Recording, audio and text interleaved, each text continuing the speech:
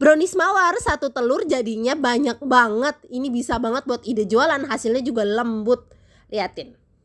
Semua bahan lengkapnya aku tulis di kolom caption. Pertama, aku masukkan dulu semua bahan kering di saringan, lalu aku ayak ya. Ini tujuannya biar nggak ada yang bergerindil. Lalu sisihkan, aku masukin bahan 2, lalu aku kocok sampai dia mengembang putih pucat begini. Bisa juga pakai mixer. Masukin susunya perlahan-lahan. Aku pakai whisk dari Idealef ya. Dan ini satu set sama spatula, dan juga ini tahan panas bun. Bagus banget kualitasnya.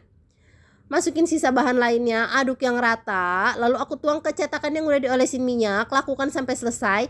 Boleh pakai cetakan selain cetakan mawar ini ya. Next, aku kukus pakai pan multiguna dari Idealef. Selain buat ngukus, dia juga bisa banget buat ngegoreng. Ini ada tutupnya, bisa didiriin juga, dan dia anti lengket. Kompornya pun dari Idealef ya bun, kompor induksi. Udah matang, kita angkat. Jadi deh brownies mawarnya, cantik banget kan bentuknya mawar begini.